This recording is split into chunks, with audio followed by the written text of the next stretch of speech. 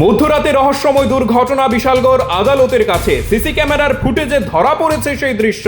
বিশালগড়ের দিক থেকে আসা বুলেরো গাড়ি আগরতলার দিক থেকে যাচ্ছিল এবং আগরতলার দিক থেকে যাত্রীবাহী বুলেরো গাড়ি বিশালগড়ের দিকে আসছিল। সিসি ক্যামেরার ফুটেজে দেখা গেছে পণ্যবাহী গাড়িটি রাস্তার ডান দিকে গিয়ে অপর দিক থেকে আসা বুলেরো গাড়িতে ধাক্কা দেয়।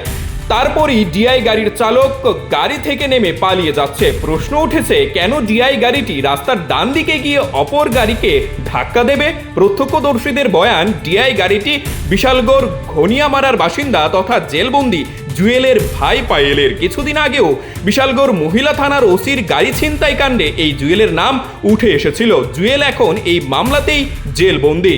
বিশালগড় থানার পুলিশ পায়েলকেও খুঁজছে।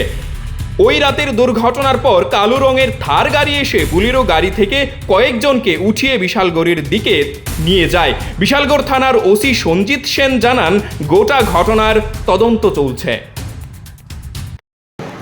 গতকালকে রাত্রে হঠাৎ একটা অ্যাক্সিডেন্ট হয়েছিল আপনার আমাদের 1 নম্বর গেটের কাছাকাছি, একটা বুলেরো গাড়ি এবং একটা ডিআই গাড়ি সাথে। এই খবর পাওয়ার পর আমাদের পুলিশ অফিসার গেছেন। দেখা গেছে দুটো গাড়ি ড্যামেজ আছে, তবে ইনজুর্ড কাউকে পাওয়া যায়নি। হসপিটালে গেছেন, একজন লোক গেছেন সিম্পল ইনজুরি। তো আমাদের কাছে এখনো কোনো অভিযোগ বা কিছু নেই। স্যার, গাড়িগুলি কোন জায়গার কোনো কিছু পেয়েছেন? গাড়িগুলি একটা সোনামুড়ার দিকে বুলেরো, একটা আমাদের গনিয়ামারার ডিআই গাড়ি। মানে কটার সময় ঘটনাটা হয়েছে স্যার? রাত্র অনুমানিক 3টা।